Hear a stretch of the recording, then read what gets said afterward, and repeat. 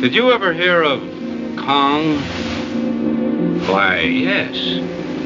Some native superstition, isn't it? A god or a spirit or something. Well, anyway, neither beast nor man. Something monstrous, all-powerful, still living, still holding that island in a grip of deadly fear.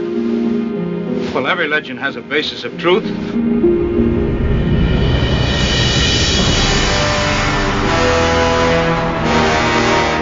Welcome to Now Playing's King Kong Retrospective Series. I'm offering him adventure, fame, the thrill of a lifetime, and a long sea voyage. Well, I don't see how you can be amused by gorillas. I think they're dull. Well, this one's 60 feet tall. What do you think of him? 60 feet? That's right.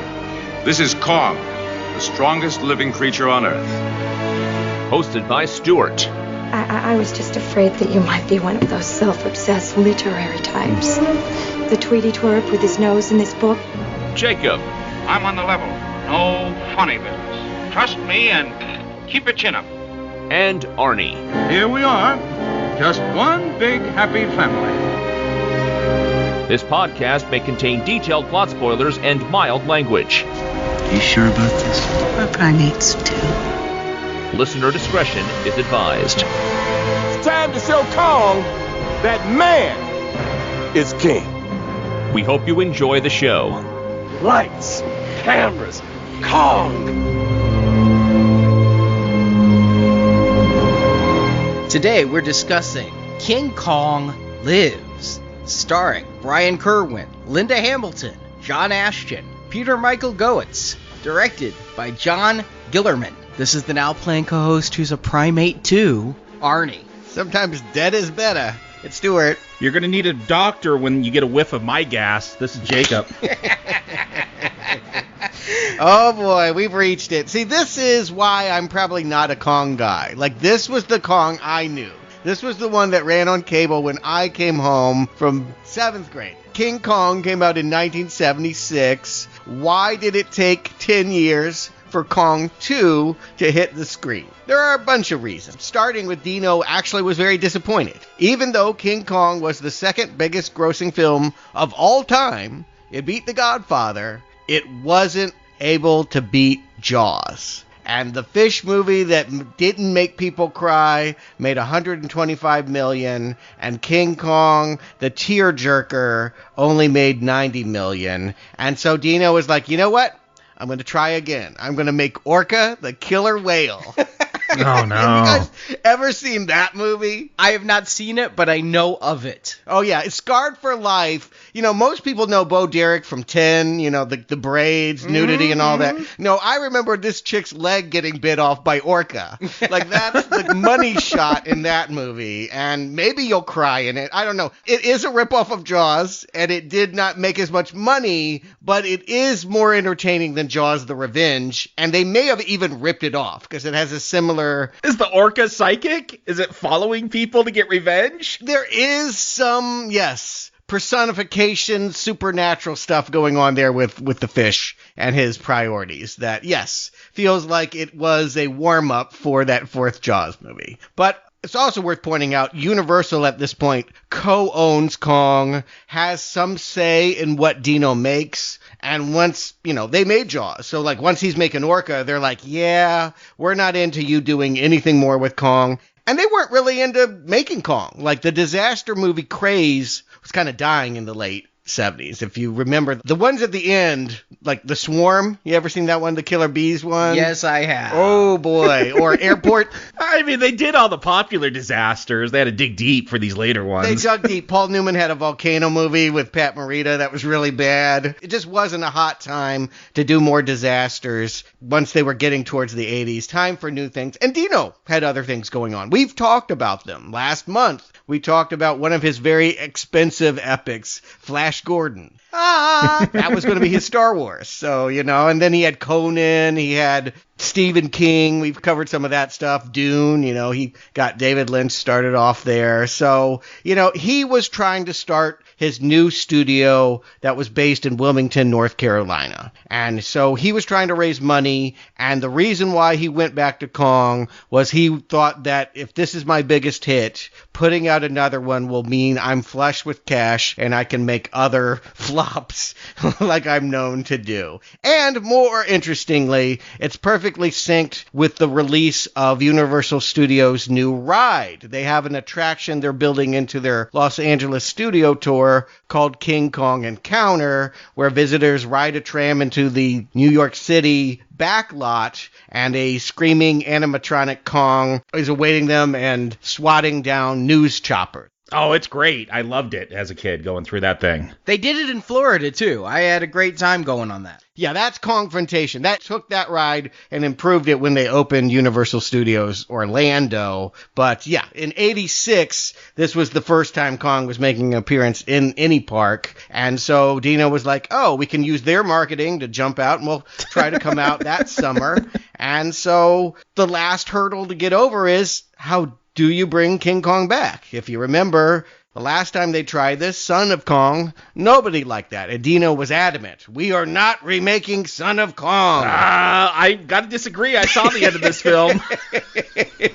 But that's what he's saying anyway. It has to be his original monkey. The big ape has to live, so how are they going to do it? I'm surprised that the monkey they got to helm this thing's the original director, though. Gillerman is back. Yes, they're going to bring back whoever they could get, which ends up being Carlo Rambaldi, the special effects guru who, in the meantime, in between Kong 76 and this film, made E.T., everyone loved him, made the xenomorph head in Alien, and the spaceman in Close Encounters. The thing is, he didn't design the monkey suit. And all the old suits were Rick Baker's work, and they had deteriorated. He actually had to go literally into the trash to try and find the original molds to make Kong look like he did in 1976. So they got him, but they didn't totally get the guy that could do it. And then, yes, they bring back director John Gillerman because, well, it had all gone really bad for John Gillerman.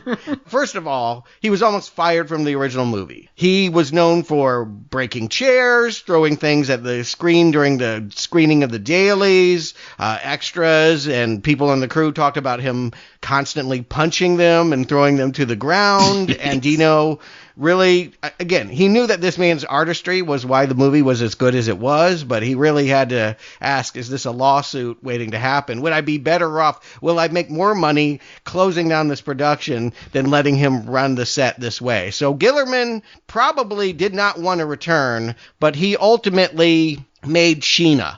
If you know Sheena, Queen of the Jungle. Queen of the Jungle. I never saw it until this podcast. I wanted to know, is it as bad as I've heard? It's more expensive than I would have guessed. It is one of the most expensive movies of its day, more than Ghostbusters. And yeah, it's basically a Tarzan female sex film with Tanya Roberts riding around on a horse painted to look like a zebra with no clothes. And it's the horse wasn't wearing clothes, or she wasn't wearing clothes? Both. And yeah, it's just, it has that strange tonal problem that Flash Gordon did of like, is this a sex film or a comedy? Is this camp or are you trying to be serious here? It's a real mess. And because it was so expensive, it totally ruined his career. He probably wouldn't have worked again if Dino wasn't making a Kong 2. And so, all right, I'll come back to abuse some more people. After this movie, he made one other TV movie, but more or less retired. This was, for many people involved in this film, the end of their career, including Kong. I mean, I think it really, they say King Kong lives, but man, it doesn't feel like it. Here's what I'm finding very weird in this King Kong retrospective series, is it feels like we're reviewing a series of duologies. We had the original Kong, and then one lackluster sequel. And then we had King Kong vs. Godzilla, and one lackluster sequel. And then Dino made Kong. Here's a lackluster sequel. It's not until Peter Jackson that they don't get a sequel, and that one made a ton of money. Did it? We'll talk about it. But yes, I get what you're saying. What it seems is everyone loves it the first time around, but how do you continue on? Particularly when the premise is built on the tragedy, your main character dies. You cheapen it when you say King Kong lives, because the whole tragedy was he died. And so how can they have us still crying, presuming we were? Dino, sorry, I never was, is an interesting question for the screenwriter. But they lost money. They, like, at the last minute before they were shooting, suddenly $200 million didn't show up at DEG Studios, and they started scrambling and said, yeah, we were going to make Total Recall. We're selling that to Carol Co. And the reason why we have the Arnold Schwarzenegger movie is because Dino gave up the rights to that Philip K. Dick property. And yes, Kong's budget went from 24 to, well, I've heard as low as $10 million. And you can tell that they did not have the money to pull off what they were trying. All of the shoots they were going to have in Brazil and Jamaica and foreign countries are now at their studios and in North Carolina. Yeah, I did some reading, and at the time they were saying they spent 18 on this. So no matter what, it lost a lot of money. It made... I don't understand this number, because it's the only time I've ever seen an or in the Wikipedia. They don't know how much it made? It's like, it may have made 4.7 million, or it may have only made 2.2 million. I can explain that without knowing for a fact. I can just tell you, that's Dino. Dino always fudges things. You're never to quite know what it cost or how much he made. He's always going to boast the bigger number. But yes, however you slice it, this movie came out around Christmas time, 1986, and was an unmitigated disaster, was barely noticed, didn't even win Razzies. I was surprised. I thought for sure this thing could take home some worst... Were the Razzies around in 86? Yeah, you know what? It was Howard the Duck's year. Oh, okay. You know, like nobody was taking it from Howard. And so, yeah, this film opened against Platoon and Little Shop of Horrors, which also didn't make money, by the way, and just totally disappeared within a matter of days. And I saw it all the time the next year, running on cable. It's the one that probably I've seen the most often. But you guys, never heard of it? Never seen it? Oh, I've heard of it. I've never heard of it. You know what a pain in the butt it was to even find a copy of this to watch? I thought Son of Kong would be hard. Nope. Archive.org, they got those old films on there, but this one was hard to find a copy of. Oh, you could buy a DVD. It was out on DVD. I don't want to own this. It only costs, what, $95? Yeah. Collector's item. I should have bought it. It reminds me of when I bought Silent Night, Deadly Night 1, and between the time we recorded the podcast and I spent $150 on the disc, and we released the podcast, it came out in the $9 bin. But yes, I want to thank the Now Playing listener. It's the same one who hooked me up with that rare Godfather cut. He has set me up with King Kong Lives, and I was able to see the DVD transfer for it. And of course I remember this coming out. I mentioned that last show. I was interested because King Kong lived, but not interested enough to actually go to theaters during the short time it was out. That's interesting because you did love the original so much. The original 1976, I should say. But yes, something told you in your bones. Or somebody told me in my newspaper. I was actively watching Siskel and Ebert and reading newspaper reviews. It could just be I saw 2 thumbs down and was like, well, screw that movie. Yes. Well, I can understand that sentiment. But Arnie, let's talk about this plot. You mean something that has no sentiment? In 1976, we saw King Kong shot by helicopters. Then he plummeted 1,776 feet, crashing to the bottom of the World Trade Center. The king is dead. Long live the king. The giant ape's body was taken by scientists and put on life support for 10 years, while a group of scientists and doctors at the Atlantic Institute in Georgia, led by Linda Hamilton's character Dr. Amy Franklin, designed and built a giant artificial heart capable of pumping blood through Kong's 50-foot body. In 1986, the heart is ready, but Kong is not. The 10 years of sedation has lowered his blood levels, and without a blood transfer, he won't survive the surgery. Who can possibly donate blood for a one-of-a-kind giant gorilla? Well, as luck would have it, they don't have to look that hard. A match is found at Borneo. A wannabe Indiana Jones named Hank Mitchell, called Mitch, is exploring Borneo and finds a giant female ape he calls Lady Kong. Yeah, why not Queen Kong? Come on. There actually was, in the 70s, a rip-off movie called Queen Kong. So someone actually already had the rights to that.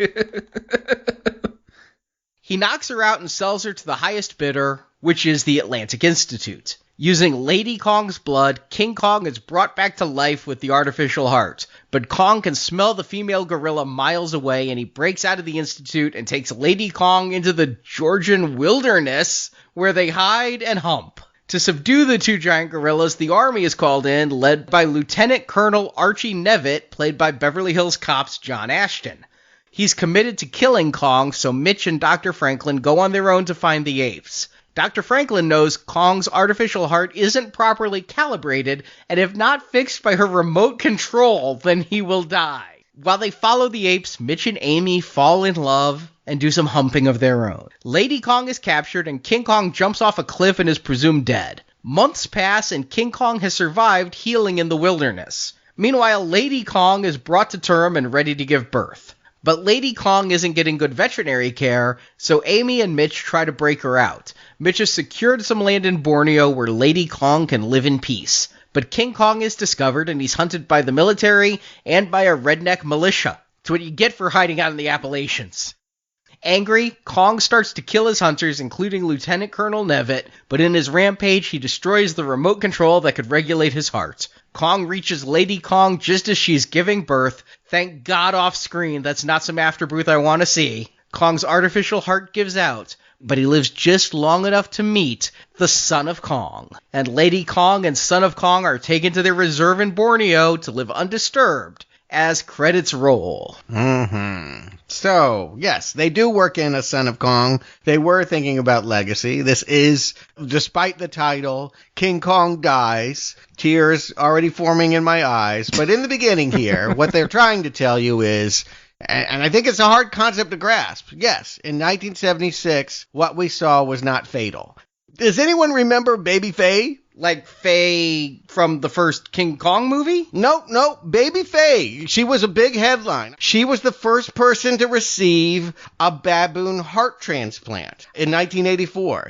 This is not ringing any bells, Arnie? Nope, don't recall this. But yeah, Baby Faye showed medical technology was leaning to the idea that simian and human could exchange hearts. The truth of the matter is, the shock was I thought she was still among us, but the child only lived 20 days. So it wasn't like it was a medical miracle, but they certainly sold it like this was going to be the way we dealt with cardiac problems in the future.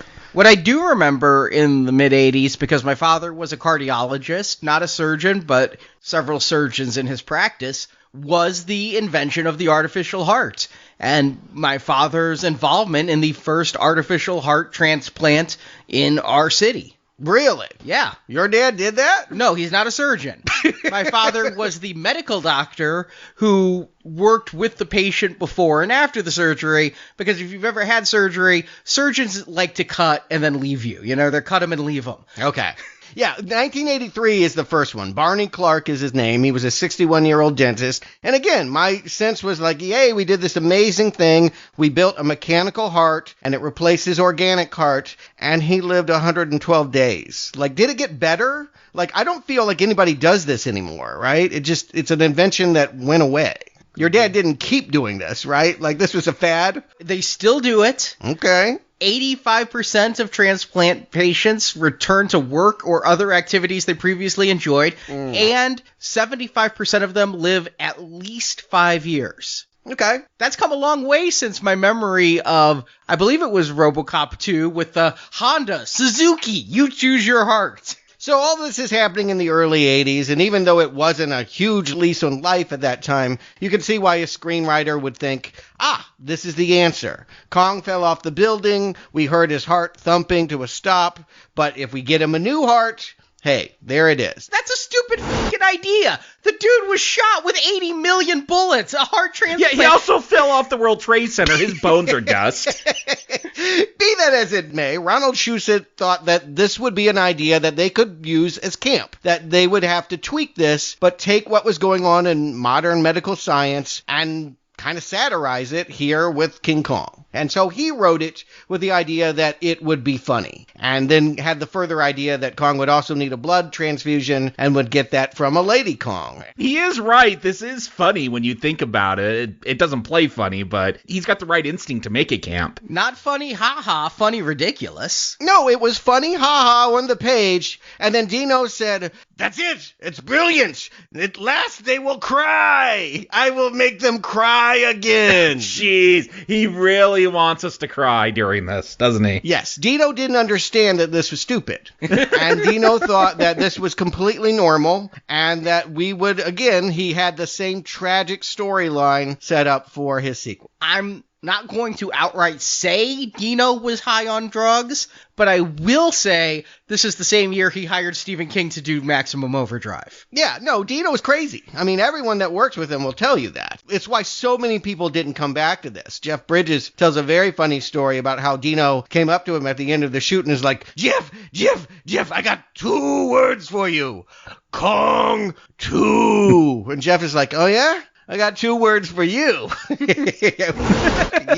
I mean, nobody was coming. Jessica Lange was like, there's no way I'm getting back into that animatronic hand again and getting pinched and hurt. And Dino's response was, good. The first scene of the new movie will be you being eaten. The one thing I'll give this artificial heart thing is, in attempting to make our tears flow, the 70s, and it worked on me as a kid, we didn't discuss it, but the sound of that heartbeat. You hear the heart of Kong, and it drowns out all other sound until we get to hear Dwan scream in agony of the pain of her loss. All we hear is Kong's heart stopping. And so I suppose if you were watching that and like, how do you pick up? Well, your last thing you see of Kong, or the last impression you have of Kong, is his giant thudding heart. But no, I don't know if you guys are familiar with Terry Schiavo, that legal case from a few years back. That's right, yes. They Terry Schiavo'd Kong.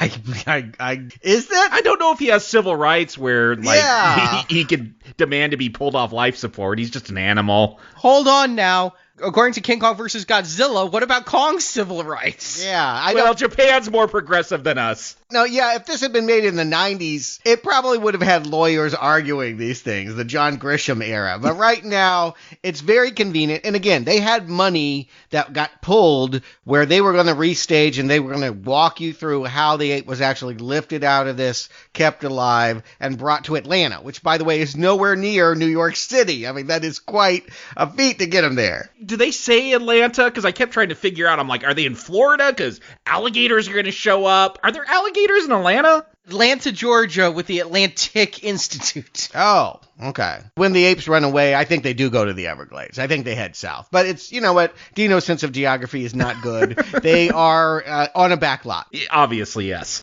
And the Atlanta Institute, that sounds like one of those pay-for-nothing degree, like, schools that you get. Like, how did they wind up with the biggest primate of all time? I don't get this. Anyway, it's 10 years later, and he's been hauled away to some place that keeps him on life support. It takes 10 years to build a heart. Who built the breathing tube? When did they get that? Did they just find some conduit from an electrical company and shove it up his nose? That's my question. You get this, I guess the head of the institute, he's like, this artificial heart has cost us $7 million. Like, has it taken them that 10 years? Did they have to, like, fundraise and get grants? And $7 million is actually cheap for that many researchers for a full decade. I mean, how much are they making? Oh, yeah, I'm sure, like, way more than $7 million was spent developing the real artificial heart. Like, yeah, it didn't seem like that much to me. But keep in mind, these were jokes. These were jokes that the screenwriter wrote that the people that got the script didn't get. And because they didn't get, everyone in this movie never cracks a smile. It's kind of amazing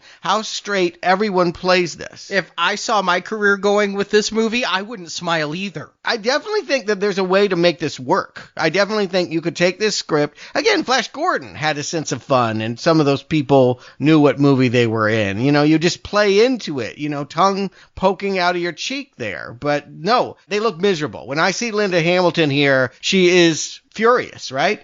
Yeah, she's so deadly serious in this film, and couldn't believe it. Like, Terminator, was that a hit in 1984? Like, did she have expectations to become a big star after that? I think she had expectations, and she does. I mean, she's the only one to emerge from any of this unscathed. Yeah, she's the only one that has a career after this film. Yeah, I mean, it was an $80 million hit. I mean, you could argue she maybe wasn't the thing that people wanted to see next. It was kind of Arnold's movie, but yeah. I wouldn't say unscathed. She was kind of scathed until Cameron brought her back for the sequel. Beauty and the Beast ran on CBS, and that was a modest hit. I didn't like it. People don't understand this. That was a huge ego blow if you were a movie star and had to take a television role. No, yeah, she's a B-movie actress, but she's better than this. I mean, this is really the dregs, and she feels it, and when these actors were done, nobody would show them the footage. They were told, go on television, promote this movie, we have no money for ads. And she and the main actor were like, but why would I tell people on TV to go see it if I haven't seen it? And they're like, we don't have the film finished yet. And they're like, it opens next week. I mean, that is just the norm in Hollywood today, I think, is you promote your films without ever seeing them. But you at least bring a clip, right? Like, yeah, you go on true. there, and then Johnny Carson turns, and you see 20 seconds of it. They wouldn't even give up that. They wouldn't give them any footage because they knew if you saw anything in this movie, you would be less likely to watch it. And so I just have to presume like this was a really painful experience for most of the people on here, and including her. I actually think there are things you could have shown me that would make me more excited for this film. Specifically, Kong's breakout of the Institute when we get there. That would have been a clip to show on Carson that would have gotten me in theaters. Those special effects in 1986... 2 years after Ghostbusters, Back to the Future. Are you kidding? This is so behind the times. In 1986, didn't we go see Explorers in theaters as well as The Wraith? No, Arnie, don't hold up The Wraith as what people like to watch. You like to watch that. But most people had an expectation about what visual effects were, and this movie is not flying. I'm just saying what we saw, what we actually paid ticket prices for. The Gate had terrible special effects, but we were in theaters. I didn't go to that, but I understand your point. Children might go to this. This is a PG-13 movie. There's a nip slip. The parents are going to have to explain to them about lady Kongs and where little baby Kongs come from. But I suppose you could take small children. Is there a human nip slip, Jacob? Yeah, Linda Hamilton's nip slips. No, I think she takes off her shirt intentionally, but yeah, they kind of... Well, it's only flashed for a second. It's not like it's out there to ogle for a long time. It's half a second. Yeah, it's not like Terminator where you get long, slow motion shots. Nothing here is like Terminator, except you might want somebody dead. Except I want to watch Terminator instead of it. Yeah, maybe that's what you're feeling here. And again, Linda Hamilton is here, almost unrecognizable, but yes, behind Scrubs, she's skulking about saying, we need a miracle, and cut to Borneo, here it is. I guess originally this was supposed to be less awkward. Hank was supposed to be climbing a rock face, falling off, getting caught by Lady Kong, and essentially being the male Fay Ray. There was going to be a whole romantic storyline between human and simian. Yeah, I kept waiting for that to happen. It was in the original design of this, and when the budget got slashed, they just reduced that part of the movie. Okay, I do not understand just the... I do understand. It's called poor writing, but the vast coincidence that they're like, we need a miracle, and then you cut to this guy in Borneo who he's just like a big game hunter who sells things to the States, right? Arnie, don't you know that Skull Island and Borneo used to be part of the same landmass, and apparently this is how animals get separated and end up on different continents? I mean, it is in the South Pacific, but yes, why couldn't he just be on Skull Island? Why couldn't he just find a place that Kong came from? Yeah, if Kong is still alive and like everyone knows about Kong now, isn't everyone looking for that island and trying to find more of these things? Yeah, I think it's like, remember the reunion movies of Gilligan's Island where it turned into a tourist spot and everybody was coming, like Fantasy Island? Not only that, but Kong was the reason there was a whole bunch of fog. He's gone, so presumably everyone can find this damn island now. Yeah, because there ain't no dinosaurs on there that you could fight. Well, all those snakes are still breathing up a storm. Oh, that's right, the giant snakes. There was one, and he was finished. Nobody hatches one snake. It's always a nest. At any rate, the scene that we get, I guess the improvement that was made here, we mentioned before, Jessica Lange described being carried by the animatronic hand as being very painful because they used metal hydraulics and sometimes it crushed too much. They couldn't control it. I guess Kong's fingers are balloons. This is more like a wind dancer that's picking him up here. And so it didn't hurt this actor to be swept up as he's leaning back for siesta on this palm tree. And now, yeah, there's a lot about him we don't know, but he's an opportunist. humanist. He suddenly is now putting this ape out to bid for the highest university to take. Is this a career path? Is this something my guidance counselor didn't tell me about? Yeah, it's the Indiana Jones career path. Yeah, I could go into IT, or I could just start going adventuring in Borneo and selling animals that I don't own. I'm just impressed by the tribesmen who have blow darts, but they're spears. Yes! How does that work? Like, you gotta have some lungs to put that one in that ape.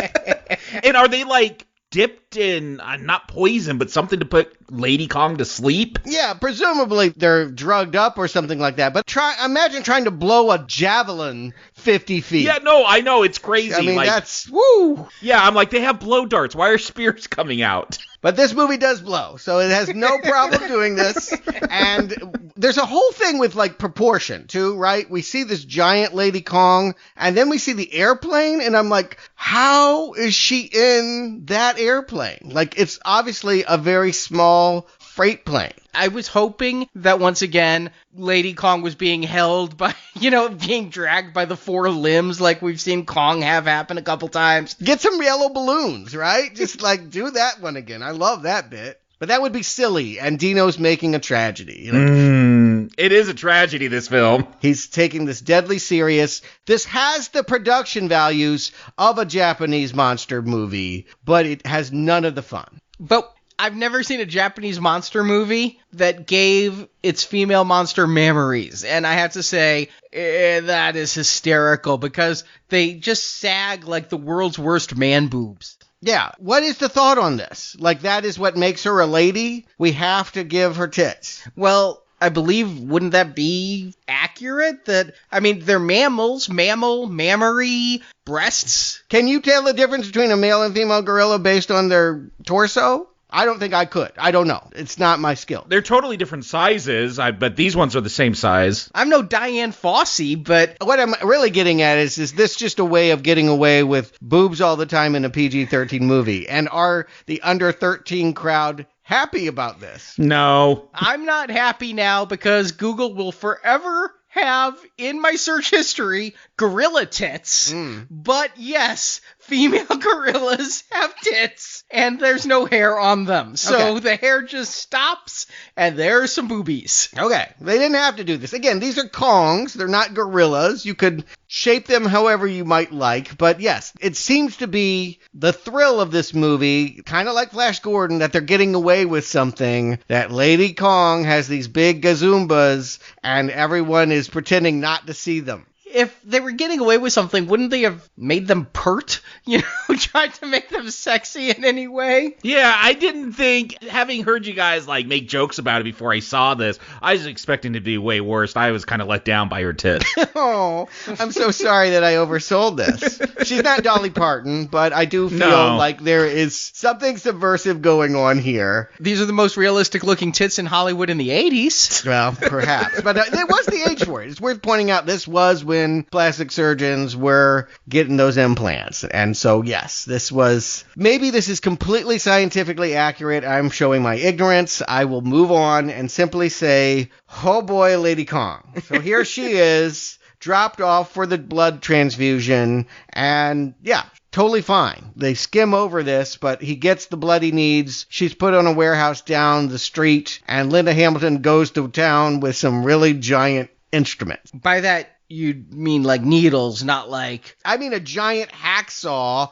and vacuum cleaners for suction. Yeah, this looks like it should be a comedy. Like when they bring that bone saw down and it's on bungee cords to balance it because it's comically large. When they're doing this operation, I just feel like I'm watching The Incredible Shrinking Woman or something like that. It just... Inner Space. Yeah, exactly. There were all kinds of movies about... it just feels off. Honey, I Shrunk the Kids. And again, with someone that had that sensibility here, let me take the needle off the record. Would this movie with this premise be fun if people had better jokes and we're kind of leaning on it? Yeah, absolutely. I think it would. I actually think I would be into this premise if people could tell me, don't take it seriously. I'm not taking it seriously. I'm not able to take it seriously. If I felt the filmmakers were in on the joke, that would probably help. But then again, You know, I don't think the people who made Troll 2 were in on the joke, and if they had been, that movie wouldn't be nearly as funny. Here, I'm in the similar boat. If they'd been in on the joke, I don't think I'd be laughing as hard as I am. And see, I'm not laughing. This is what I'm saying. Like, I've seen a lot of bad movies. I could point to some Mighty Peking Man is a funny King Kong ripoff. Like, this one ain't funny. And it's because everyone looks so sour. Everyone is having such a miserable time here that I wish I could be laughing at them,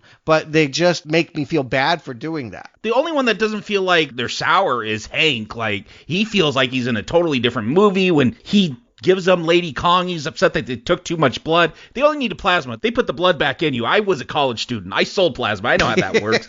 Like, he feels like he's going for something different than Linda Hamilton, but none of it works. Oh, come on. You guys mentioned inner space and things. The movie that came to my mind was Little Shop of Horrors, when we have the POV of Kong's innards looking up around the incision and seeing all the doctors gathered around there. That was like the POV from inside Audrey Toombs' mouth. I was laughing. You were laughing at this movie. I was laughing at this movie like the fat kid on the playground. Okay, I wasn't. And again, I feel like I was primed for it. I think the reason, maybe one of the reasons why it wasn't up for any Razzies Beyond Worst special effects is it's just not a good time. It's not fun like those Japanese Kong movies, which were equally dumb and equally bad looking. Yeah, when they're doing the operation and like the clamp comes loose and blood spurting everywhere, they're playing it serious. It's like I'm watching ER or something. It's not being played for jokes. Mm-hmm. Right. That's what makes it funny, is that they're trying to take it serious. It's not campy enough. It's not Brown Arrow enough for me to laugh. Oh, it is so campy. It's unintentional camp, but it is camp. Yeah, I'm saying something different than you, Arnie, because I hear what you're saying. Yes, these are people that are degrading themselves in a movie that is asking you to believe this is a heart-pounding surgery, but I can't laugh at them for doing this. It feels solemn and bizarre and has none of the spirit even of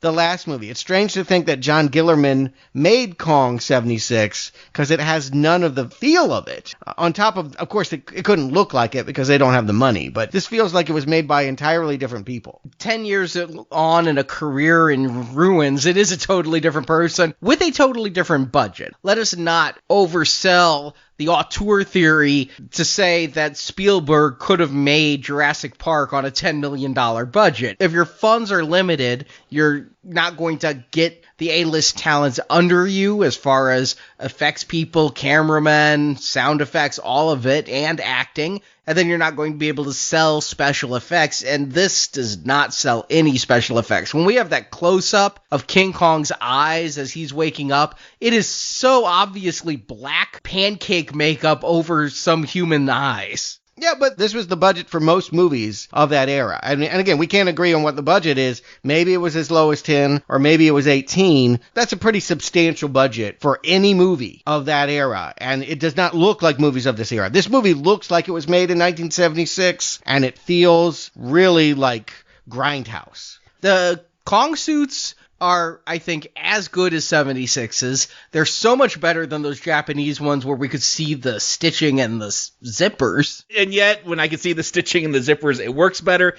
I know they dug through the trash to get Rick Baker's costumes, but does it even have the animatronics? Like, I felt that was the charm of what he brought to Kong. Agreed. It is not the same Kong experience. It doesn't look like the same Kong. He doesn't move like the same Kong. And, of course, this whole love story. So everything now is based on this premise that, oh, you got a heart, but don't get it aroused, because if you sniff that Lady Kong, you might have another attack. And you know, after heart surgery, people are told not to engage in sex for several weeks. If you have open heart surgery, you can't get it on because you're just gonna die. And that sounds like a sex comedy premise. That doesn't sound like a tearjerker drama that even Meryl Streep couldn't pull that off if they wanted to make that as a tearjerker, Arnie. Don't let Kong get a boner. Yeah. So if this is a sex comedy, and there were a lot of them in the 80s, if this is Bachelor Party with Simians, it's got to be fucking funny. And I'm not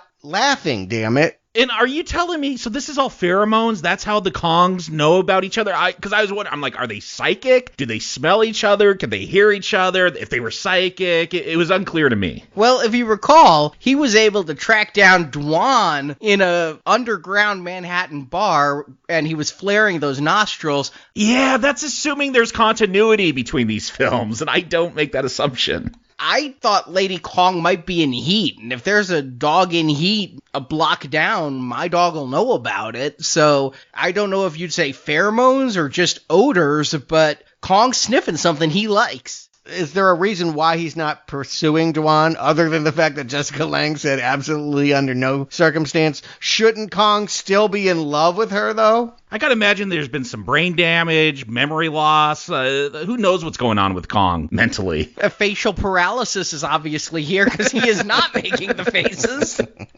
Yeah. So, again, this could be a very funny premise if you have horny Kong trying to bust out to get to the sorority house down the street. Like, all right, so it's a college sex comedy. Let's do that. But, I mean, it's just nasty, right? It just kind of makes you feel bad, like you're watching some kind of furry porn when we get to, like, their actual officer and a gentleman, like, rescue where he lifts her up into his arms. And, like, we just needed Up Where We Belong to play over that. I swear, I'm pointing out to Marjorie, he's carrying her over like a bride, like the matrimonial, you carry your bride over the threshold and all of that. It's like, wow. And Lady Kong's going with it. She's just like, my hero. He's not going to live in sin. I mean, this is a good Christian Kong here. They're trying to find a church. I'm sure of it. See, I wish that was a whole subplot. Have the Christians chase them down to make sure they're married before they procreate. That's a movie I'd watch and laugh at. Again, you could have that kind of humor. I mean, there is ways of working this in. Yeah, I feel like they kind of go there when they introduce rednecks. They should have done that more. Yeah, I feel like you could have definitely shown a satire of America. They kind of do. I don't know if they intend to. But when we cut to the few people that we see outside, they're waving Confederate flags and wearing Tarzan thongs. Yeah, referencing Deliverance. Yeah, I mean, like, there's ways of making this a good time, even in its limited budget. In fact, it requires it. If you find out that you have $24 million and now it's gone down to half that, you rethink where you're going with it. You look at everything again. You make the movie that you can. I mean, that is what a good director does. And so John Gillerman should have either stepped aside and let one of the Zucker brothers do this, or get Dino out of the writer's room because he doesn't understand what jokes are.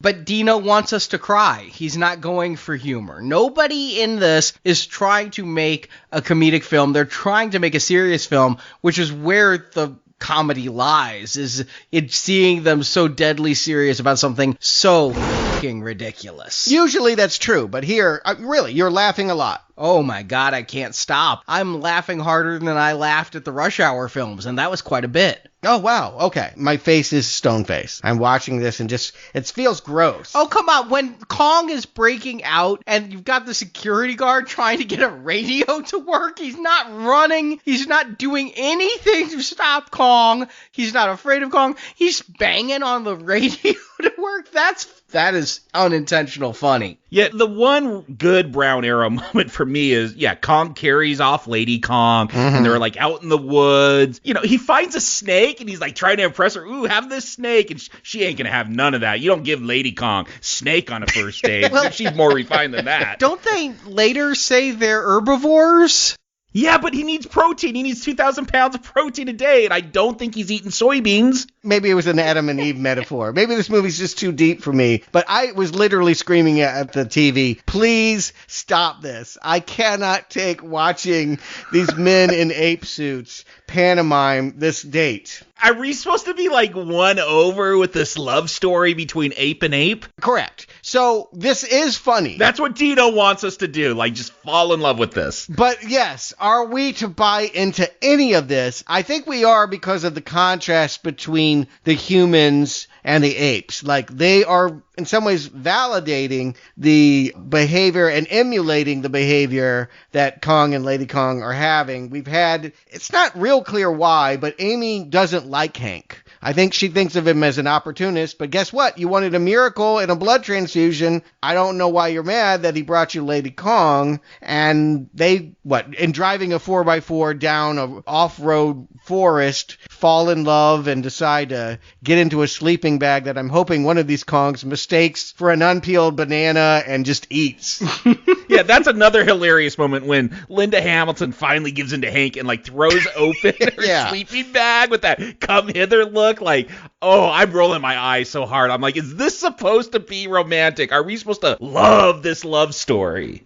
Okay, you could give me the hottest woman in the world, okay? Scarlett Johansson, in my bed naked, okay? Nothing's going to kill my boner faster than if she goes, we're primates too. It's over. I can't perform. No Viagra fixes that. Not to mention some stinking giant simians are humping each other about a half a mile away, and you can hear every grunt.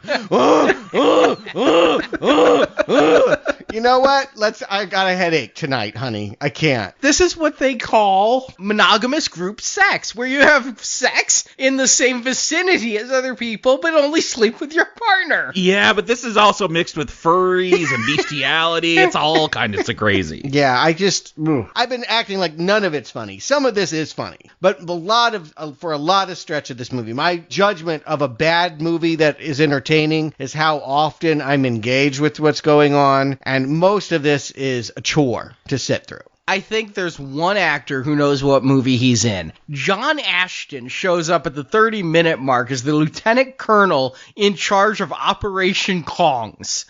And he is making these facial expressions that make it look like he's constantly having a stroke. His eyes are fluttering. His eyes are rolling back in his head.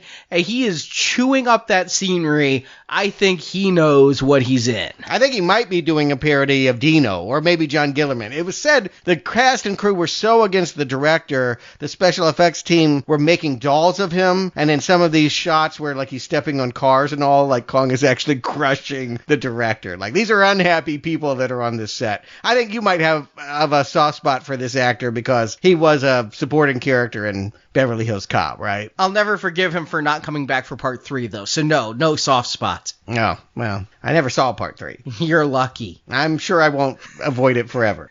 Hector Elizondo is no John Ashton. That's all I'll say. But yes, he's the military type who's been told capture, not kill. But of course, because the military in all these kinds of movies is, I just want to be bloodthirsty, he's looking to ignore those orders and dump what looks like a whole bakery full of flour on Lady Kong. Is it knockout gas, or like anything is knockout? If like there's that many particles in the air, you're just being drowned, basically. Like, and then they have nothing for Kong. They're like, well, shit. They like spritz him or something like that. I'm like, yeah, that ain't gonna work. Yeah, I didn't get this because I guess Kong is out looking for food because Lady Kong don't eat no snake, so he gets up early. They're separate. No, I think he's picking trees. I think he's like making a bouquet. Yeah, to eat. Yeah. Oh, I thought he was making like a flower bouquet. I thought it was a salad. Oh, but maybe it's a salad.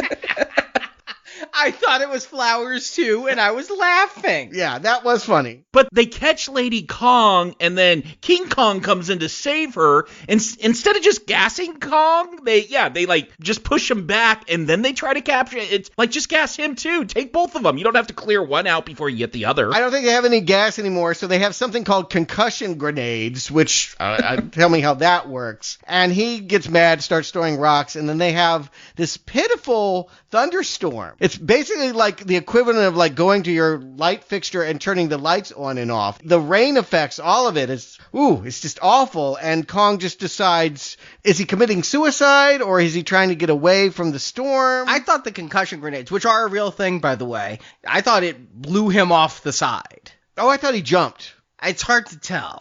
I thought he jumped too to try to save himself. But we're told gorillas can't swim.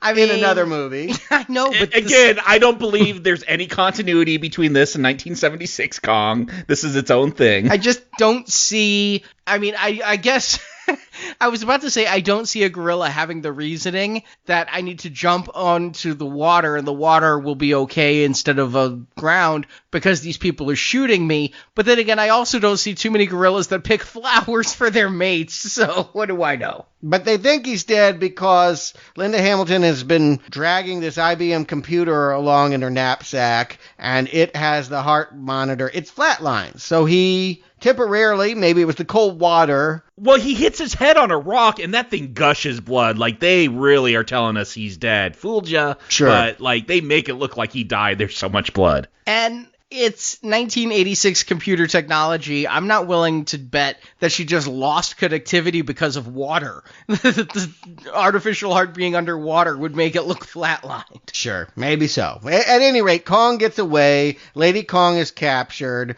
And so we have Hank going back to Borneo and negotiating land for her to live, but for whatever reason, nobody is willing to put her on the preserve. They want to keep her in what I think is a nuclear missile silo. Like, I mean, it was the 80s. We were really obsessed with nukes and all of that. So they just stick her in this silo. And... yeah, it's some kind of silo, and they just keep dumping food on her. Yeah. I don't know what they're doing with her shit and piss. Like, it's very unsanitary. Yeah, she's on hunger strike, so I don't know how much poop there really would be, but that we're told... She's a giant ape, there's going to be poop. Yeah, we're told that it's been 3 months or more of this. So, yeah, this is dire. A lot of time has passed. She's basically dying at this point, and Linda Hamilton and this guy are trying to figure out a way to bust her out and get her to Borneo. Meanwhile, Kong is alive and in some kind of swamp eating baby alligators. Even though, again, they're herbivores that need a whole lot of protein. I'm very confused by this gorilla's diet. Thousands of pounds a day. I don't know how much an alligator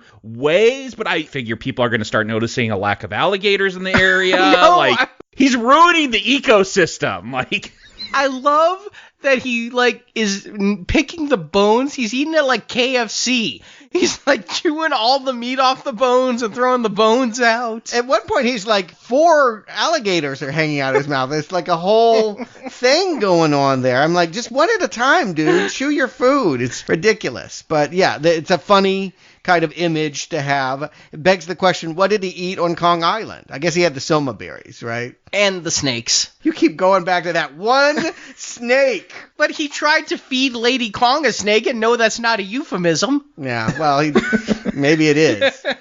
I wish that kind of euphemism was here. But at any rate, Kong has decided it's time for the climax, and he's going to go walking for his lady. I think he's coming back because he knows Lady Kong's about to go into labor, right? He hears her wails of labor and is following the screams. Right, and it's a full moon. That was, their time. I guess he feels he wants to be there. He's a responsible dad. Again, a good Christian ape. But we haven't been told she's pregnant yet, because Kong's got to, fight some rednecks. They're going to try to bury him in rubble, and he's just going to eat them. And John Ashton, the lieutenant colonel, doesn't want the rednecks hunting Kong.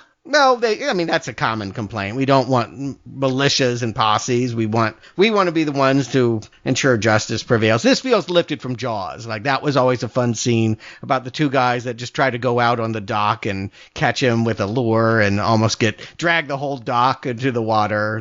It's funny in concept. In execution here, it's pretty stupid. That's the case with a lot of this movie. I could kind of go with all of this if Kong was smashing cool stuff or fighting cool dinosaurs. A complaint I had with the 1976 one, because Dino wanted to make us cry, and that meant, I guess you can't fight dinosaurs. But here, Kong, he's going to rampage on a golf course? This is the most middle-class suburban Kong rampage we have seen. It's just, there's not much excitement here. North Carolina, I want to remind you. Is Dino throwing shade at Back to the Future with stepping on the DeLorean my Kong is going to be better than your time travel movie? I was wondering that, yeah. No doubt he was plotting his own Back to the Future. Yeah, he gets very jealous of anyone else's success, so I'm sure that was some kind of petty thought that he wanted to throw in here. But let's think back on Toho Studios and we could talk about those being models and dioramas that they tore up, but there was a beauty and an art to them. Here with the superimposition and the few times they have models, it all looks really bad. I mean, this shows what good model making is. To me, it looks the same as Toho when he's walking past those farmhouses that are obviously miniatures. It looks the same as that great shrine that they rip up and all of that. No way. No way. All right, the shrine is something special, but it looks the same. It looks better than some of the remote-controlled tanks that went after Godzilla. No. When we see cars and he's stepping on vehicles here, abysmal Matchbox cars. This is pathetic. No, that's what I mean. You can't even enjoy this movie like a regular kaiju movie. I think regular kaiju movies often look ridiculous just like this, so I don't see a difference. I'm failing to see the delineation of good bad versus bad bad. Okay, well, it's there. I'm here to tell you, as someone that is a fan. This looks cheap. It looks dark. Toho, they got all those lights on there. Yeah, they're not trying to hide that they're toys, but I can see what's going on, and that's part of the fun, is that they're kind of just totally shameless about what they're doing here. I don't know, maybe Dino does want to try to hide the fact that they're using toys, and it just becomes a murky, dark image. Yeah, plus there's just detail to the models that count. So even when you recognize their models, they look like cool models, whereas this doesn't look like a cool model. This looks like a C+ school diorama. But yes, Kong eventually gets to the underground bunker. Why is no one finding him? Days and nights pass. Sometimes, he's on the golf course. It's bright midday, and somehow he's allowed to walk till night and nobody can find him. And it's just amazing that he's been able to go from the Everglades to this institute. I understand they're in Appalachia, but we see mountains and hills, so I don't think they're in the Everglades that long. Yeah, he's going to show up to a square dance. Okay, so they went north. But yet there's alligators somewhere, so maybe went to recover, he went south to the Everglades. But the fact that these gorillas could just disappear in Georgia. I've driven through large swaths of Georgia, and yes, again, Appalachia, there's a lot of mountains and a lot of land, but Appalachia's more north than that. Well, the Appalachian Trail starts in Georgia and goes north from there. That's what I was kind of judging by. And I would think any airplane would be able to spot these giant gorillas from the air without having to look all that hard. Airplanes, children, everyone would know. It wouldn't be hard to spot the giant simians that have torn and left giant footprints, and all of this is silly. What was the plan? What were they going to do? Nevitt keeps saying, okay, we'll get them, but what do they do when they get them? Is it just the tanks? The thought is we just shoot them dead? I think that is Nevitt's desire now, is after, when Kong comes back, and what is said by Amy is Kong gets captured by the rednecks, and they bury him. Yeah, they blow up some dynamite and it buries him up to his neck somehow. It looks like a prank you play on someone asleep at the beach. And then Kong finally gets free and bites the head off the guy who was torturing him. And Amy's like, no, you've taken a life. And at that moment, the lieutenant colonel feels free to kill Kong because he's killed a human. She's got a box that controls his heart. They could just hit a button and he's dead. They could just take him out that way. But she doesn't want him dead. Yeah, so we go after her and not Kong. It's much easier. Or there had to be another box. Tell me they didn't have a backup here. Again, it's a whole institute. But yeah, their plan seems nebulous. They're going to kill him and nobody is interested in moving them to Borneo. Why is Borneo a bad plan? The military doesn't want to give up Lady Kong for reasons. They say that they spent a year guarding her, and so it's now a vendetta for them that they just keep her in a box until she dies. Good thinking. Okay. So anyway, she is pulled out of the silo, holding Mitch. Mitch is kind of Fay Ray at this point, and they crash a family reunion to have their family. That's kind of a joke, I guess. There's this do-si-do and moonshine party. There's square dancing in this movie. Yeah. And the big apes just kind of fall into their barn, and she goes into labor, and before you know it, Baby Kong. Baby Kong, baby Kong, baby Kong. I'm shocked you know that, Arnie. I think that they could maybe have sold the doll of this. He's kind of cute, but this movie's not cute. Yeah, and they want to go deadly serious here, like Kong is dying, his heart is failing, and no, he must see his son, he must touch his son. Like, that is the whole gist of this third act. Will Kong be able to lay eyes on his son before he dies? Why do they care? I don't. I mean, you get Amy going, reach for him, Kong, reach out, like if Kong wants to reach out, Kong will reach out. Why are you telling him to do this? He's an ape. Yeah, I think they're projecting what they'd like to be doing with each other onto these simians here. But I'm like, why don't you guys go get a room? Like, get out of the sleeping bag and go work this out. And yeah, maybe we could have a proper Kong movie without you. But yeah, Kong dies. Somehow the kid and Lady Kong get to Borneo anyway. The military's right there. Like, they roll up. But we're supposed to believe, I think, that the lieutenant colonel was the one harboring the vendetta, and now that King Kong killed the lieutenant colonel, which we're supposed to cheer because he was such a gorilla-killing madman, that now that he's gone, and they had orders from the Secretary of Defense. I mean, they were able to go in with the lieutenant colonel having to abide and see her and check her out and things like that. So I think they could go to the Secretary of Defense and go, do you really want a national nightmare of killing baby Kong? Yeah, okay. So it was one hate monger general that was the fly in the ointment here. And so now good old America is happy to send these refugees back to Borneo where they can, this cute little guy. Swing vine to vine. His first word is probably trilogy. He's going to try and say that he can carry on this franchise in a few years. Well, we can talk about what they plan to do after I ask Jacob Stewart. Do you recommend King Kong Lives? Jacob. Yeah, this movie's too serious. Lighten up, everyone. Linda, lighten up. Do more of that reveal in your sleeping bag. Like, that is like one of two times that I laugh. And I felt like I should have been laughing a whole lot more in this because, yeah, everyone is so dour, but it ends up just being kind of a boring movie. Like, the last one felt very 70s because of its pace, but I kind of dug, like, the character work in that one. Kong wasn't much there, but Jeff Bridges and Jessica Lange, like, I kind of like that stuff there. Here, I don't like the humans. I don't like the monkeys. It's kind of boring. There's a couple funny, probably unintentionally funny scenes. I wish it was campier. I wish it was more Toho.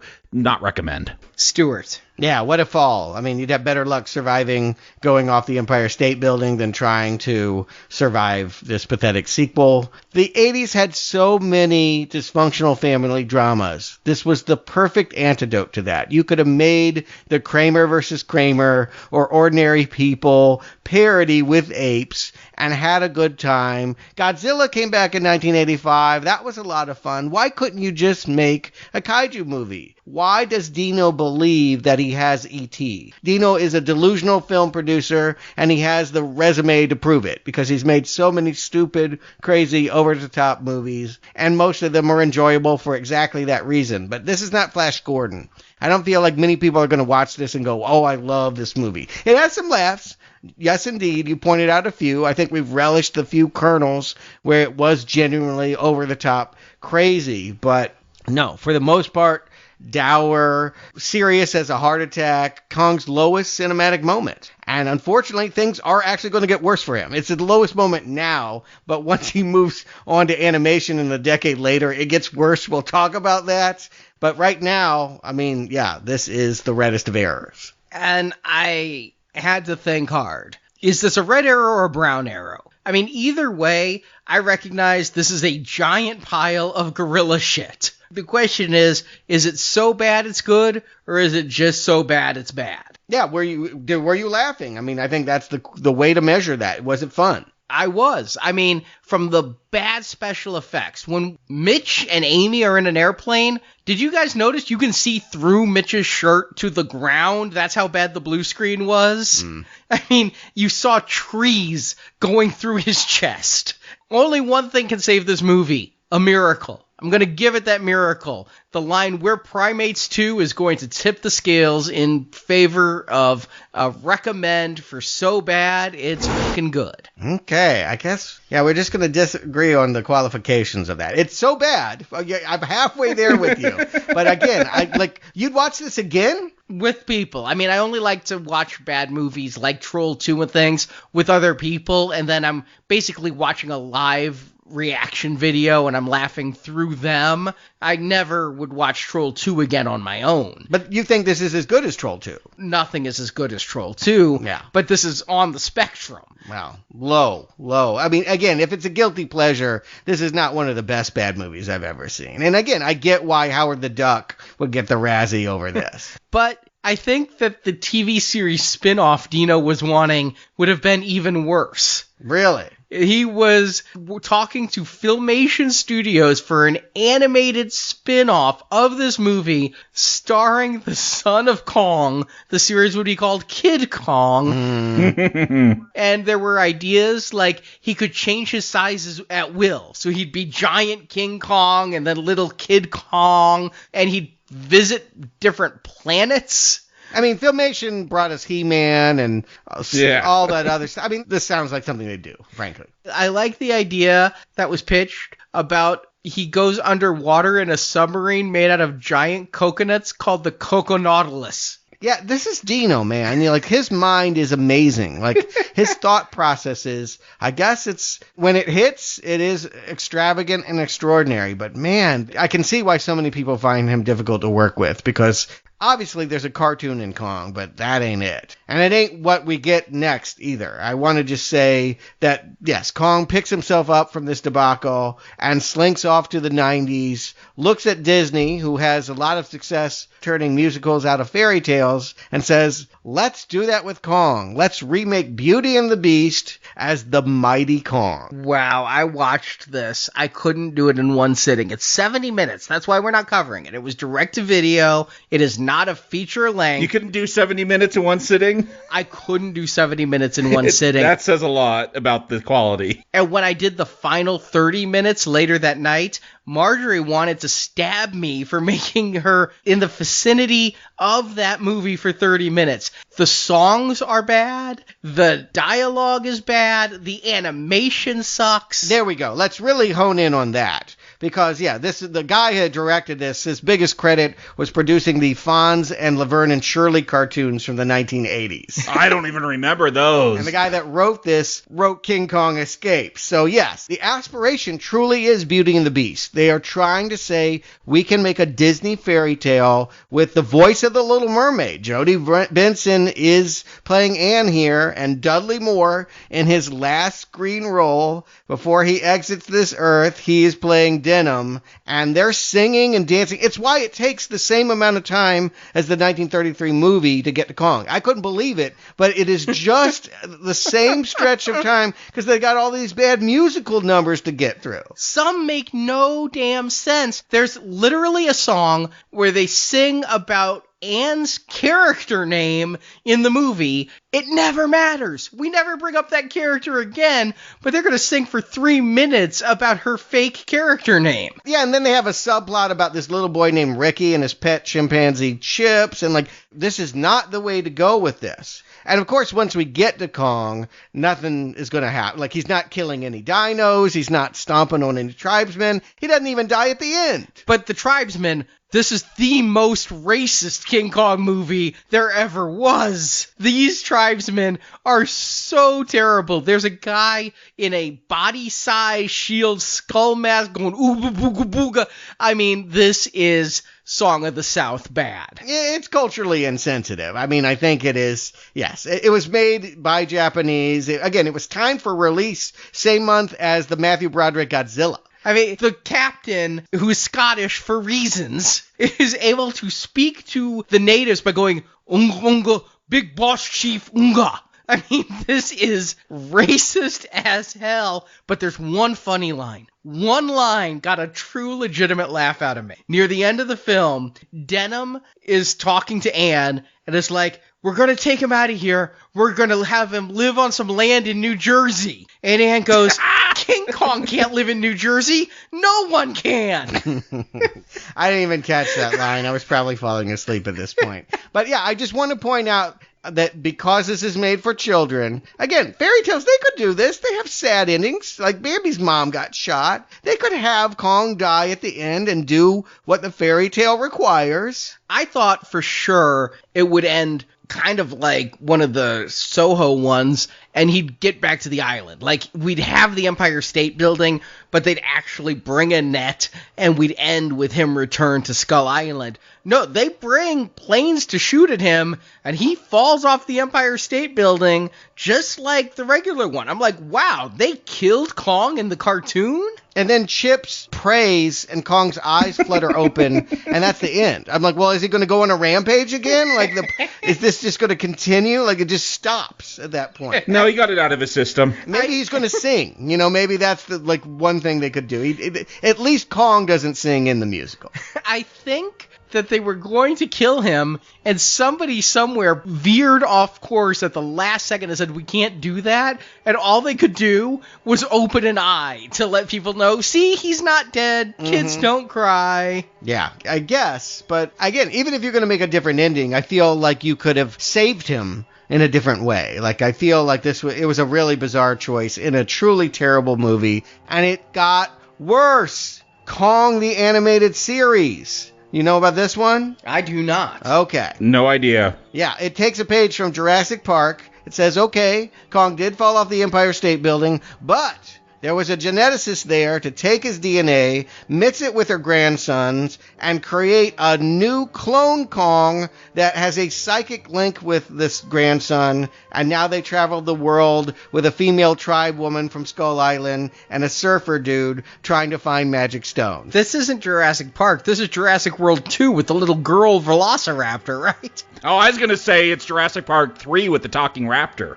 I mean, Jurassic Park in the sense that they got into DNA. I mean, like, they're going there for resurrecting Kong. Because, again, that's always the big mystery. How do you keep Kong going if Kong dies at the end? And, again, this premise, whatever. It was 40 episodes that ran on Fox Cartoons Network. But then they had to do this to me. Like, I could have forgiven that. But they made 2 almost feature-length movies. I'm like, all right, that means I'm taking that hit. They're 70-minute movies. More animated musicals, goddammit. Kong, King of Atlantis, in which we learn Kong once ruled over... Under the water? Snake people. He ruled snakes under the water in Atlantis, and the snake people decide to surface and sing, goddammit. It's one of the worst things I've ever seen. And then it got worse because they're like, okay, we need to hippen up the animation style for the sequel. Kong Return to the Jungle looks like it was done in Minecraft.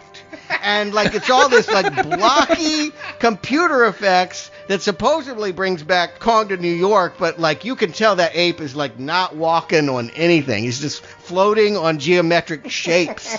No joke. It is honestly one of the worst animated movies I've ever seen in my life. Kong will never do worse than Kong Return to the Jungle. Well, I'm glad to hear he won't do worse, because we have 2 more King Kong movies that are already out and the 3rd on the way. So if it'll never do worse, then that means we're in for good movies, right? Yeah, it definitely means we're in for prestige films. Expensive redos. Peter Jackson Kong. We will be getting there in 2 weeks. We're not going to be doing it next week because we're going back to theaters. We've got Harley Quinn to contend with, and after that, Sonic the Hedgehog. So, yeah, 3 weeks, actually, we'll be back to Kong. Sure. 2 weeks in between with movies that we'd rather talk about than The Mighty Kong. Oh, certainly, yes. I don't know. You got Sonic. Yeah. Sonic looks deliciously bad. I think we are going to have another argument about good bad versus bad bad. My hope is Brown Arrow for that one. Yeah, the question I want you guys to answer, should they have kept the old design? Would that enhance the fun bad in it? I'm going to just undermine and say early word is it's legitimately good. No. Yeah. I don't believe that at all. Who is telling these lies? Harvey Weinstein? What is this? Well, I don't think Harvey Weinstein's telling any lies outside of a courtroom right now. But I'm hearing that this is a legitimately solid children's film. Not quite Detective Pikachu, all family level good, but a solid kids film. Okay, I'll be floored if any of that is even remotely true. But hey, maybe it will make it easier. It certainly is a strange choice for Valentine's Day, but that's how I'm spinning it. That's not when they wanted it to come out either. It was supposed to come out last October. But this Friday, if you're looking for anything better than this, we've got something slightly better than this. Rush Hour 3, the final film in the Rush Hour series. It ends our Platinum Donation series. So if you want to hear I Am Legend podcast, Zombieland podcast, Zombieland 2 did come out on video recently. The slew of Grudge podcasts, Ju-On and The Grudge, and or Rush Hour, plus the Pacino films with The Irishman, head to nowplayingpodcast.com/donate. It is your support that keeps us going and putting out so many shows and convincing my wife that on Valentine's Day, I can't take her out because I have to go see Sonic the Hedgehog. You gotta go fast. You should just play this movie. It's much more romantic. And you love it, right? Brown Arrow. We already watched it together and both laughed. Oh, good. All right. I'm glad it could be a special thing for you. So, Jacob Stewart, thank you for joining me, and listeners, thank you for joining us for Now Playing the Eighth Wonder of the World.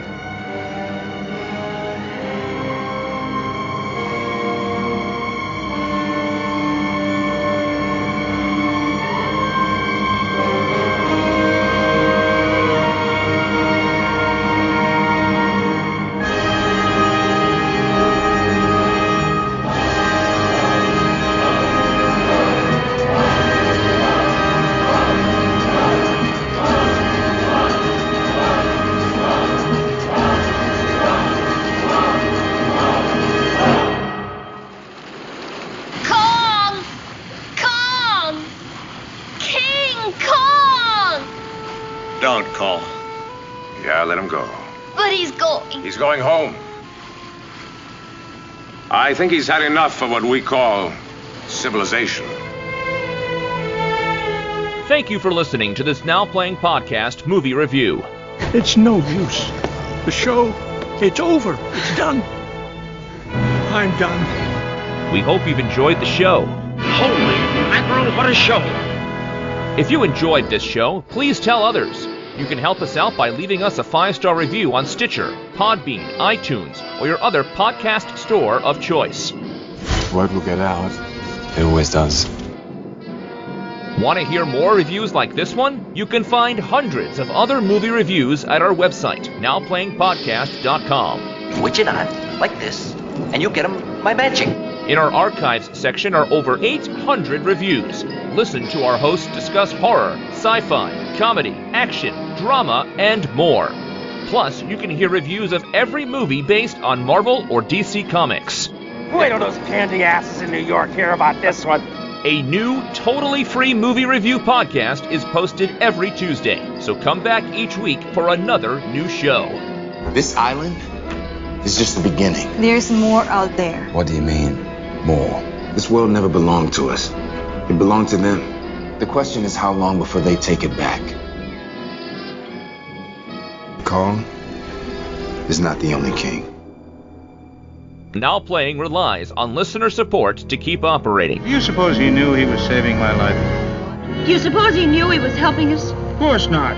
You want me to believe he was grateful? You can support Now Playing by joining our Podbean crowdfunding campaign.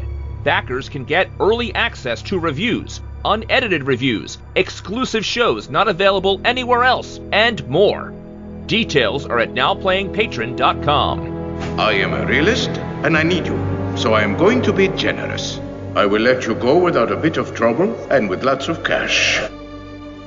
At our Podbean site, you can also support the show by listening to any of our donation shows. Series like Planet of the Apes, Jurassic Park, Phantasm, Jaws, and others are available for a small, one-time contribution. I'll give you another 1,000 to leave right now. You haven't given me the first 1,000 yet. You can also donate to us directly on PayPal. Details can be found by clicking the banner at the top of our website, nowplayingpodcast.com. You might as well settle up. Here, pay me. Like a stiff friend. Want 375 more Now Playing reviews? Get the Now Playing book, Underrated Movies We Recommend. Arnie, Stuart, Jacob, and Marjorie reviewed 125 different movies, each getting 3 recommends, or not recommends. There was still some mystery left in this world, and we could all have a piece of it for the price of an admission ticket. The ebook is available now, and the print book will be shipping soon. Find details at nowplayingpodcast.com/book. Well, it better be good after all this ballyhoo. You can also follow Now Playing on Instagram, Facebook, and Twitter. There, the hosts post new episode announcements, movie reviews, and contests, where you can win movies and soundtracks. Also, subscribe to us on YouTube for original video content. She could be hysterical, so come on, follow me. Now Playing Podcast is produced by Arnie Carvalho. I'm someone you can trust. I'm a producer. Believe me, I am on the level. No funny business. Associate produced by Jason Latham. Sure, no, I've been a big help. Now Playing is edited by Stephen, Heath, and Arnie. All hands on deck! Everybody on deck! Everybody on deck! Now Playing credits read by Brock. I can't tell when I'm talking or when I'm not talking. You're talking. Am I? Yes. I'm talking? Yes. Your mouth is moving. The opinions expressed on Now Playing are those of the individual hosts and may not reflect the opinion of Venganza Media Incorporated. If you feel it, you say it. It's really very simple. Venganza Media Incorporated is not affiliated with, and this podcast has not been prepared, approved, or licensed by any entity that created the film analyzed herein. You can't accuse me. You wasn't there. All movie clips and music included in this podcast are the intellectual property of the respective copyright holders. They are included here for the purpose of review, and no infringement is intended. We must not panic. If there is one thing we cannot afford at this time, it is hysteria. Now Playing Podcast is an exclusive trademark of and may not be used without the expressed written permission of Venganza Media Incorporated. You need to listen to us! We're not at war, Colonel. You're making a mistake. Your lies got my men killed. And you're gonna get us all killed. Not our fight. Whose side are you on, Captain? Now Playing is a Venganza Media production, copyright 2020, and no part of this show may be reproduced, repurposed, or redistributed without the written permission of Venganza Media Incorporated. All rights reserved. Why'd he do that? Climb up there and get himself cornered. The ape must have known what was coming. What does it matter? Airplanes got him. It wasn't the airplanes.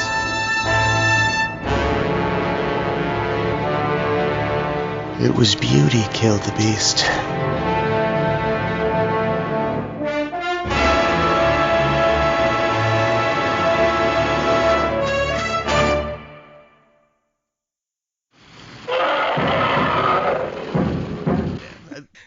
That's right. You had the fancy pay stations. My family couldn't get those. We didn't get none of that fanciness. You didn't have cable? No, but we didn't have HBO. No. Well, we had Spotlight. I don't know if you should be envious. Spotlight? Yeah, exactly. I don't even remember that one. And you won't.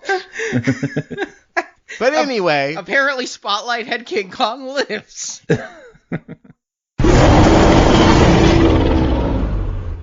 The artificial, like, your dad didn't have a button to make the artificial heart go faster or slower, did he? No. Yeah, I didn't think so. A remote control? She has like a whole computer she's got to carry around.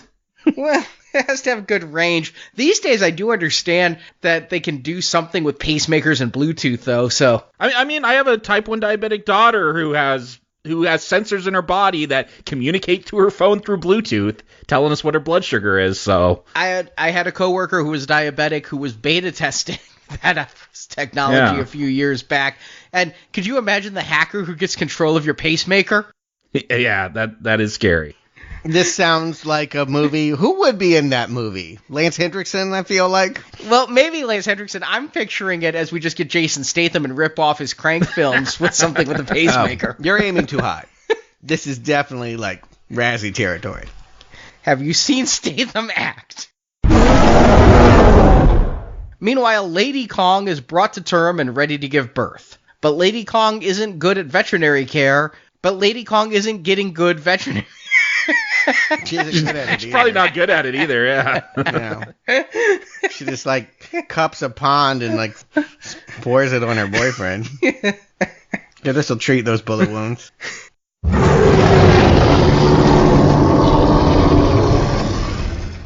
Does anyone remember Baby Faye? Like Faye from the first King Kong movie? Nope. Baby Faye. She was a big headline. Embarrassing story, but I took her story to heart. I actually wrote, like my brother and I designed a TV show based on her. She was the first person to receive a baboon heart transplant in 1984. This is not ringing any bells, Arnie? No. Nope, don't recall this. Well, it's too bad that I wasn't able to get She's a Dummy Now on the air because my brother and I thought, what if a woman got a monkey brain transplant and then she's running around acting like a chimpanzee every time, she's introduced to an awkward situation. This is before Small Wonder? It could have worked in the 80s. I actually don't think I was wrong. But yeah, Baby Faye.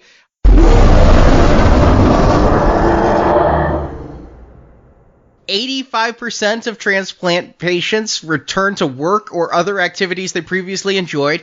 Personally, I would not return to work and call it an activity I enjoy. Yeah, I just kill me. Let me die of the heart attack. You could do work or other activities that I enjoy. I'll do the other. And